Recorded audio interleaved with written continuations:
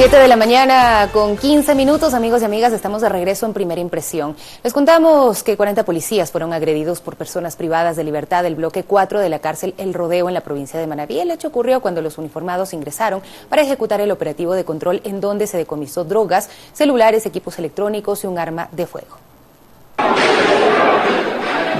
El altercado ocurrió en la madrugada de este viernes 5 de julio cuando los policías realizaron un operativo sorpresa de control y de decomiso. Los internos se resistieron y empezaron a golpearlos con piedras y objetos que tenían a la mano. Obviamente se opusieron, hubo un poco de resistencia, tiraron piedras. Según un comunicado del Servicio Nacional de Atención Integral a Personas Privadas de la Libertad, 3 policías resultaron heridos con lesiones leves, 3 con roturas de cabeza, 1 con fractura de un dedo y 33 con lesiones leves. No hubo internos heridos y los policías fueron trasladados al Hospital Regional Verdi Ceballos. Al momento, la situación está controlada. Pues obviamente sufrieron ataques por parte de PPLs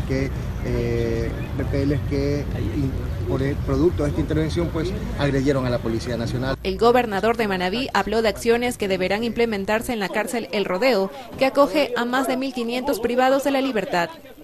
Que se revisen justamente estas infraestructuras que todavía no han sido intervenidas y de reubicación de ciertos PPLs y en las áreas donde están. Los operativos policiales fueron parte del control en las cárceles, que se intensificaron con el estado de excepción. Desde su entrada en vigencia, 98 operativos se han ejecutado en los centros de rehabilitación social de todo el país. Jennifer Espinosa, Medios Públicos. Nos acompaña Daniel Pontón, catedrático universitario, profesor investigador, que ha estado tratando este tema pues con toda la seriedad y pues haciendo investigación desde distintos ámbitos. Bienvenido, muchísimas gracias por acompañarnos. Bueno, seguimos hablando de la crisis penitenciaria y vemos que va pasando de centro de rehabilitación a centro de rehabilitación. Empieza Turi, luego está la penitenciaría en Guayaquil, ahora la cárcel del Rodeo. ¿Qué está sucediendo? ¿Por qué no se puede frenar, a pesar de que hay una emergencia que está en curso? Bueno, primero, muchas gracias por la invitación. A ver, lo primero que hay que mirar es el tema de las muertes, ¿no? Yo creo que el Estado, como garante de la vida de las personas, etcétera, tiene que procurar evitar a toda costa este gran flujo de violencia que hubo dentro de las cárceles, y ahí debemos abordar. Los niveles de conflictividad en las cárceles es muy probable que no se vayan a atenuar, y este tipo de manifestaciones, de revueltas, etcétera, se siga manifestando. Creo que desde el Estado debe haber un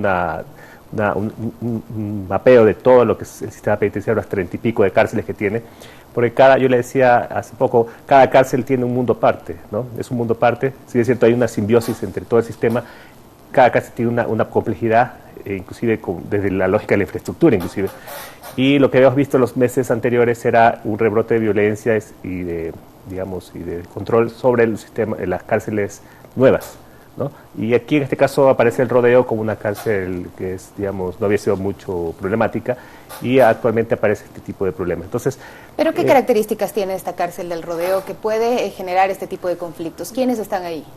Bueno, la clasificación de los sistemas no lo tengo muy claro de cómo se, pero por lo general son reos de una peligrosidad moderada, ¿verdad? O sea, la cárcel de Rodeo Manabí creo que no sé si está entre las principales del país, no es una cárcel menor, no es una cárcel chiquita, pero no había sido protagonista en este problema que ya venimos arrastrando varios meses.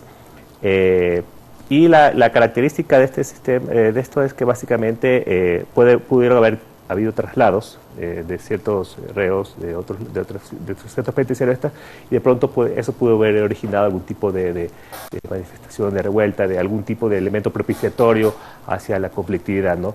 Porque hay mucha interconexión también entre estos centros, y hay intereses que se manejan, visiones. Y en cierta manera eso habría que analizarlo. ¿Qué intereses están detrás de esto, ¿no? Porque eso es algo también que no se ve mucho del tema de las bandas, etcétera, pero hay otro tipo de ¿Cómo cuáles? ¿Qué podrían ser estos intereses, o cuáles podrían ser? A ver, yo lo que he podido ver es, en la crisis general de este sistema penitenciario, es que la violencia básicamente es bastante mediatizada. Y esa mediatización a mí es lo que me hace dudar de que alguien está detrás de todo esto moviendo los hilos. Y eso es algo que a mí me genera mucha preocupación, pero también me genera algunas dudas porque la violencia por lo general ha sido algo que se ha mantenido en el sistema penitenciario. Lo que pasa es que no había sido mediatizada. Entonces, hay un elemento comunicacional aquí que está detrás, y esto obviamente tiene algún tipo de incidencia ¿Con qué objetivo podría ser? Yo creo que son varios objetivos, ¿no? Obviamente hay un objetivo criminal, ¿no? Manejo de bandas, intereses sobre controles de mercados de drogas, ilícitos, todo el sistema de corrupción que hay en las cárceles, pero también puede haber un objetivo político, ¿no? Que de pronto entendieron que esto legitima, genera crisis dentro del gobierno, genera legitimidad. Entonces ahí también puede haber algún tipo de manifestación que puede estar un poco viendo los hilos, porque sería interesante que desde la inteligencia nos digan algo respecto a eso, porque por ejemplo es muy fácil sacar la trazabilidad que tiene por ejemplo la divulgación de este tipo de videos dentro de las redes sociales.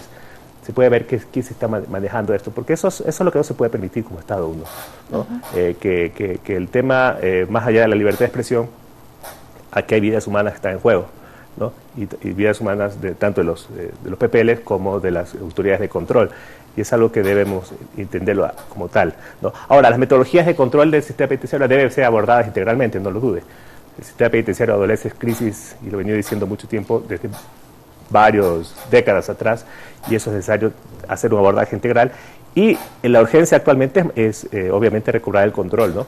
Porque desde los videos que se han dado a conocer precisamente también hay estas peticiones que hacen las personas privadas de su libertad. De hecho, en la cárcel del Rodeo salió un video en el que ellos manifestaban y incluso manifiestos que dicen que han sido irrespetados por los agentes policiales, y que el tema de la comida sigue siendo una de las problemáticas grandes, el tema de las visitas, que también con todos este tipo de problemas como que se ha puesto un mayor control entre quienes ingresan, cómo ingresan y qué es lo que ingresan a las cárceles. Esto también pues podría estar generando este pico de violencia. Lo que pasa es que todo el control implica, digamos, exacerbar algún tipo de mecanismos que obviamente cambian el normal desenvolvimiento, cómo se llevaba el sistema penitenciario. El tema, por ejemplo, de las visitas es un tema interesante, porque si bien es cierto, hay derechos adquiridos, etcétera, etcétera, pero se entiende que el tema de las visitas, ahí es donde se mete mucho, por ejemplo, el tema de las drogas,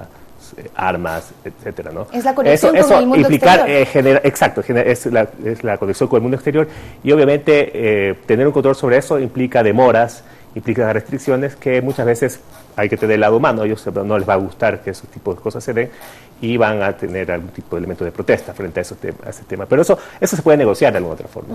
¿Ya? Ahora, existen también mecanismos tecnológicos que facilitarían mucho este tipo de cosas, ¿no? Escáneres, etcétera. Pero obviamente va a haber una transformación de la normalidad en estos centros. ¿Usted cómo ve la emergencia que ha sido decretada? Ya estaba por concluir los 60 días en los días pasados, el 6 de julio, y se pensaba pues extenderla. ¿Cómo ve esta aplicación de estas medidas que se han tomado, la presencia de las Fuerzas Armadas? La misma policía llama la atención porque no fueron agredidos guías penitenciarios como tradicionalmente se veía, sino en esta oportunidad en el Rodeo fueron agredidos los policías. A ver, la emergencia se tiene por dos lógicas, ¿no? La una es el tema del control, que obviamente se había desbordado, y el sistema de guías penitenciarios no tenía algún tipo de mecanismo de contener este tipo de ola de violencia, etcétera.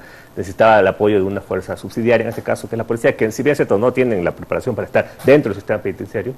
En este caso había una especie de brecha y algo había que hacer. Yo en ese sentido justificaría la presencia de la policía, pero es momentánea, ¿no? Es un lapso de tiempo determinado. Y después todo el tema de Fuerzas Armadas, que obviamente cubren el perímetro externo. Ahí habría que ver algunos análisis a ver respecto a si ha servido o no el concurso de Fuerzas Armadas. Y otro es el tema de los recursos. Y el tema de los recursos, básicamente, me parece que el problema de las planes de emergencia es que por lo general todo esto viene aparejado una especie de una gran lista de compras. Y ahí es donde se me quedan las dudas de cómo se está canalizando este tipo de requerimientos en una planificación estratégica del sistema en general, para poco apuntar a medidas más estructurales. Si es cierto, se necesita del corto plazo, se necesita también establecer las urgencias propias del sistema penitenciario, pero obviamente esto debe obedecer ya a una política. Lo que a mí me preocupa es cómo el Estado va a responder al mediano plazo frente a este tema. Porque la crisis no la puede extender, la emergencia la puede extender 60 días más. Exactamente, 60 días más. Y la idea es que nos vamos a quedar con un problema latente ahí, ¿no? Cómo nosotros vamos a abordar y cómo el Estado va a realmente recuperar el control del sistema penitenciario y cómo se va de una otra forma a generar una política adecuada de rehabilitación social, ¿no? Muchísimas gracias por acompañarnos, Daniel Pontón, catedrático universitario, profesor investigador, que deja pues planteada precisamente esa pregunta para las autoridades. Nosotros hacemos una pausa y regresamos con nuestro siguiente tema.